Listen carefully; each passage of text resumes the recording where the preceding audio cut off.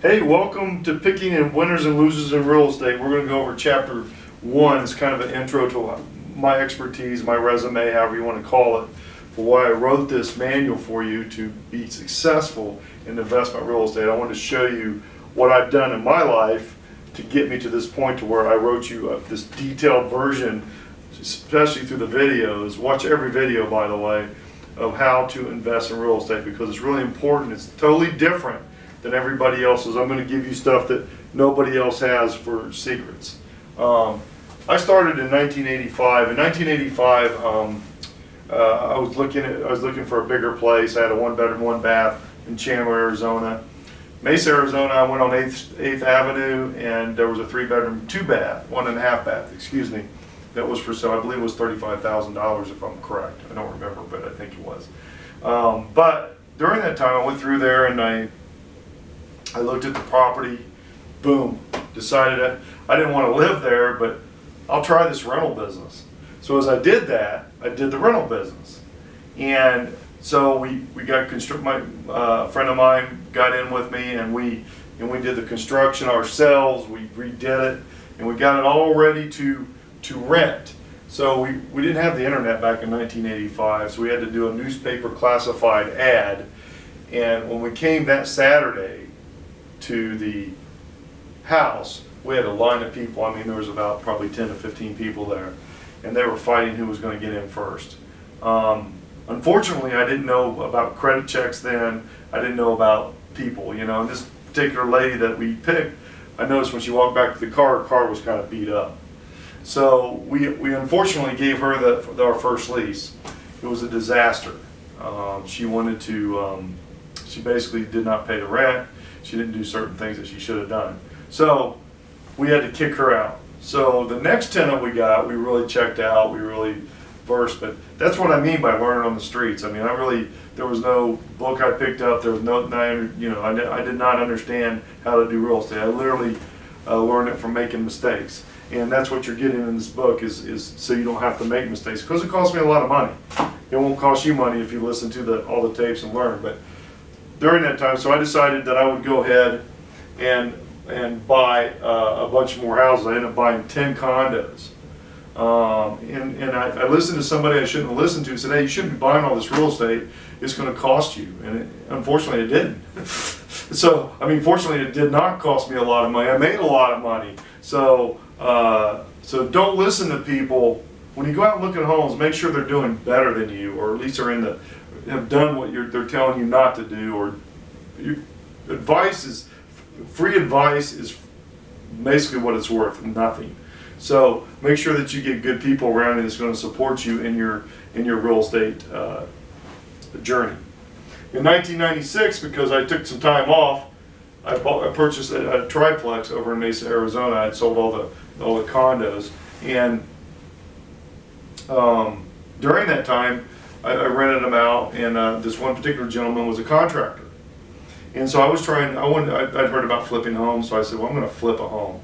So in 1999, I bought a flip home, and that contractor in that particular triplex, who I'd sit down and have coffee with, basically did all the construction. And as he did it all, we got it done. The realtor listed the property and never did open houses or whatever. I did my own open houses, and I sold the house. I netted $2,500 on my first flip. Doesn't seem like a lot of money, but this was, my first one. And so when I got the HUD home, basically the cost of doing the sale, I quickly realized that commissions were a big deal, and that I had to have certain, because he charged me a total 3% commission, which I charge my investors a flat fee of $1,500, so that would save them a lot of money. But this particular realtor didn't do that. He had actually made more money than me. So I went down in 2000 and took the cram course, 2-week course on real estate. Basically, that's going 8 hours a day for 14 days, and got my realtor's license and started flipping. The first property I got, was over on Orange Street in Phoenix, Arizona, and every week I would go over there and pop up my signs on Saturdays. And before I did an open house, I went ahead and did the lawn, and then I would go in and take a shower in that house. change my clothes, and do open houses on Saturday and Sunday. I sold that house at an open house. During that time, I had an infestation of roaches that were in the wall by the kitchen that I had to quickly learn how to do. We got it taken care of. The house sold. I made very good money on that particular one. During that time, I bought another one that's across the way in the same subdivision and did the same thing. But during that time, I decided, man, I got to do more than one house at a time to really make what I want to make. So I put a classified ad in for private money. A gentleman out of Canada, he actually lives in the Victorian Islands, came in his shiny Beamer, an older one, but it was immaculate, meticulously taken care of. He gets out of the car in his very well dressed manner. He was very European, and looked at my house, told me I was taken care of, that hey, we'll give you the money. When he looked at a couple, that house and in the Orange, because they hadn't moved in yet. So my first house I bought, and he called me and says, hey, my son needs a house, go ahead and let him have that house. And I thought to I told him, I said I didn't want to, because I'm going to flip him and make a lot more money. He said the magic words, what do you want?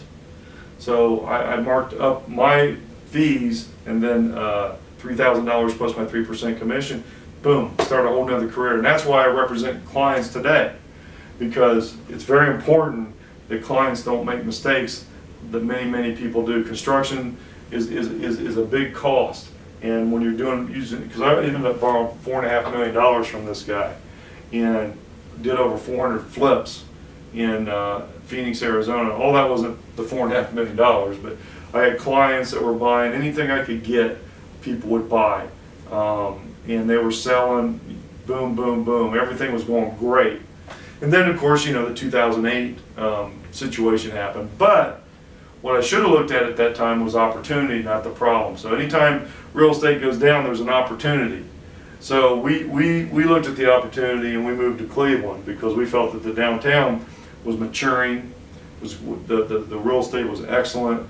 So we moved here, and this is where we've done hundreds and hundreds of homes here, and they've all been very successful. And that's why I wrote this book, because we do a lot of income real estate, we do some flips, we do wholesale, but I'm going to go through all that stuff with you in this book. It's going to be very exciting. But again, this year I was the #1 agent for transactions for EXP in the state of Ohio. I will show you how to buy real estate, and if you stick to my program and understand it, you're not going to go out there and take a clipboard and start marking everything up like most of these talk about. It's just you're going to understand what to look for, how to decipher it's a good fit for you. So sit back, get your book out, watch every video. I put a lot of extra ones. I'm going to be putting a lot of extra ones in here, so you can watch as we go. And there'll be new ones coming up all the time for the course. I'm going to try and do one a week at least. So check in on that. This is going to be kind of a living, breathing document for you in videos, and we're going to keep this thing rolling. So again, enjoy the book. Picking Winners and Losers in Real Estate. You're getting everything I got, everything I know on the 1,000+ homes I've done. So I appreciate you buying the program, and I look forward to teaching you exactly how to do it. I look forward to you building your wealth and your income. Thanks.